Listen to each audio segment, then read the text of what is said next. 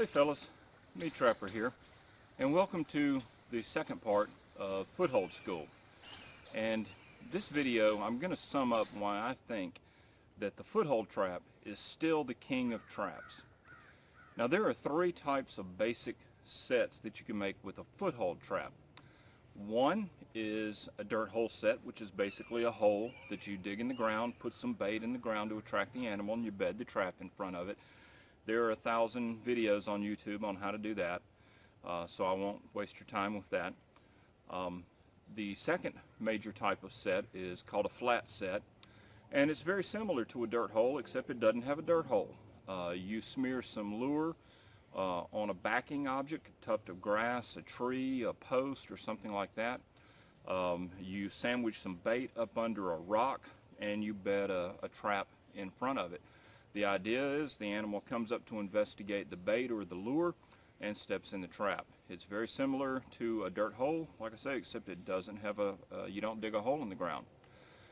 The third and the final type of set that you make with a foothold set, and it's the one where the foothold set really shines, and that is the blind set. Now a blind set, the principle is the same whether you're using a conibear, whether you're using a snare, or whether you're using a foothold.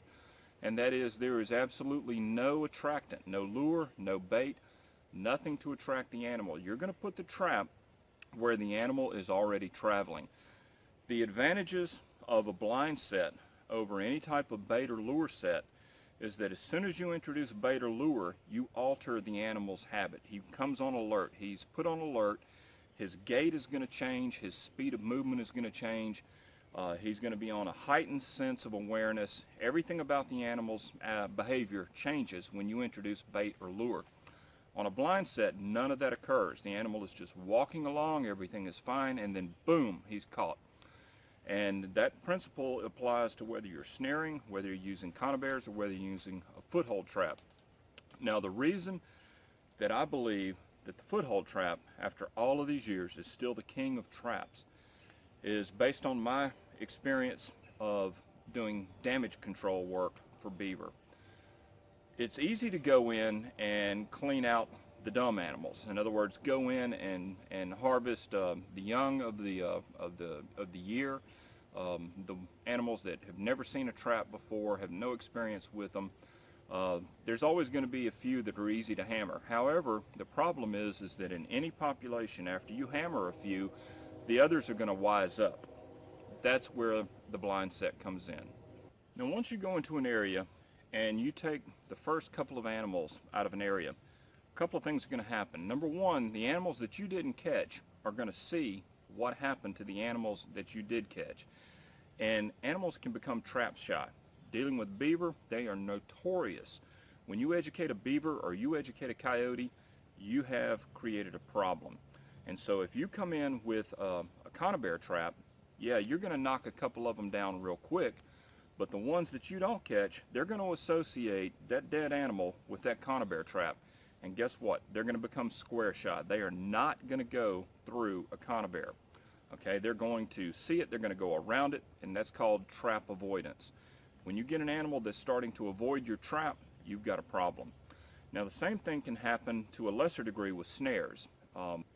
If you do enough night vision footage with a game camera, or you buy some of the videos that are on the market, like Clint Locklear's Teachers of the Night, which is an excellent video, you'll see animals come up to a snare and avoid the snare. They'll recognize, or I don't know if they're smelling it or what, but they'll recognize that it's a snare, that it's a foreign object, and some of them will refuse to enter the snare, just like they'll refuse to enter a conibear, or they'll refuse to push trigger wire on a conibear.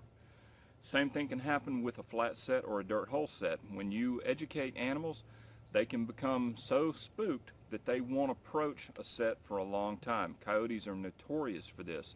It may take a coyote 2 weeks to decide to work your set. So that's a problem. That's where the blind set with the foothold comes in. When you do a blind set with the good old-fashioned foothold, there is nothing for the animal to avoid. There is no square conibear for him to come up to and see and realize this isn't right, something's not right here, and go around. There's no snare hanging in the air or half in, half out of the water for the animal to come up to and back away from. There's absolutely nothing to alert the animal when you have one of these buried in the ground or buried in the water with no attractant around. That's why when I have a problem beaver, when I have a beaver that I can't catch with a conibear, that I can't catch with a snare, that won't respond to lure, I go to a foothold, I put it in the water, and I put it where the animal is going to step, and they have no way of knowing that anything is there, and they have no way of avoiding it. And that is why I still think that the foothold trap, after all these years, is still the king of traps.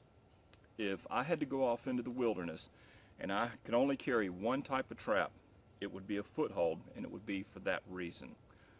The foothold trap, you will have long-term issues if you use coil springs. Eventually these springs will weaken, and when the springs weaken, the holding power of the trap weakens. That's another reason that I like a long spring trap. When the springs on a long spring weaken, it doesn't really degrade the holding power of the trap. That's a critical thing to think of for long-term usage. So let's take a look at some footage of different blind sets created with the foothold trap, and you're going to see a couple of principles that we have to keep in mind. The first one, and it's always a smart aleck answer, is put your trap where the animal is going to step and you'll catch him.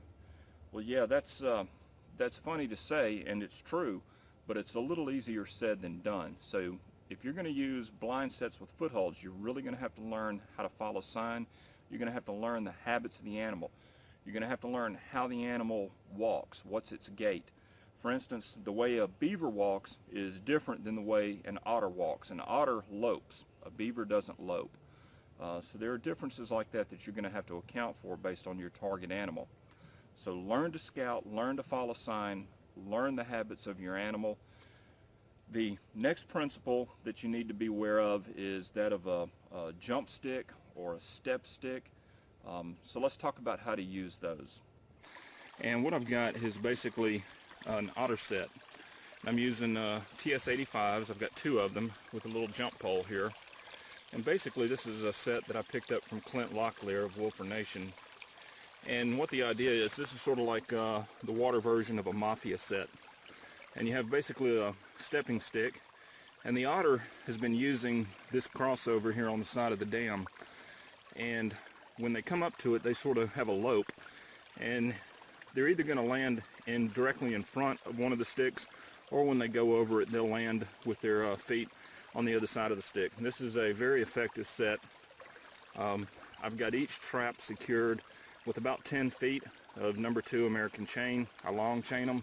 It's the same setup that I use for beaver. And I like the big heavy traps. A lot of times these traps with that much chain will drown a beaver without even a drowning rig. And so I'm looking forward to this set. This ought to be a good one. I've taken otter here in this particular crossover every single year. So we'll see. Okay, here's another otter crossover. You can see that's a very well-worn trail. And although the water is brackish, you can't see it. I've scooped out a depression at the base of the dam here, and that's where my foothold is bedded. And I've got it wired off, or cabled off rather. And then you can see I've got a few jump sticks at the bottom. So basically anything that comes down that slide there is going to hit the trap at the bottom. And if it's coming from this direction and going up, it's going to have to lope over, step over the sticks that I've got in the way and step into the water to get on up the crossover. The thing about your stepping sticks, you don't want to make them too big, because you don't want the otter to step up onto the stick itself and use the stick as a jumping point. You want it to step over the stick. And that's why I've got a couple of smaller sticks instead of one big log. So to sum everything up, when push comes to shove, if you have foothold traps and you know the animal that you're targeting, you can feed yourself. Using blind sets doesn't require lure, doesn't require bait.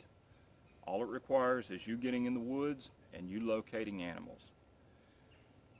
That saves you money. In a grid down or long-term survival situation, there's not going to be a store. Sure, you can educate yourself and learn to make your own baits and make your own scents, and that's fine. There's nothing wrong with that. But to me, I derive a simple pleasure from simply taking a trap and putting it where the animal is going to step and catching the animal without any external aid, without any artificial lure or anything like that. So I hope this series, in fact I hope all of the schooling series that I've done have been helpful. I'm going to wind this down. It's time to go on to different projects and different areas that I want to focus on. I'm going to be doing some product reviews soon. I've got to be shooting video for my outlaw trapping video. That's going to be a feature-length video I'm going to sell on my website. Of course, trapping season is coming up and I'm getting low on meat. The freezer's getting low. It's time to fill that freezer back up. But I also want to pay a special thanks to my production crew, if you will, and that is my lovely wife, Mrs. Meat Trapper, and my faithful dog, Ellie. So, I hope this has been useful. Thanks a lot, fellas, and we'll see you soon.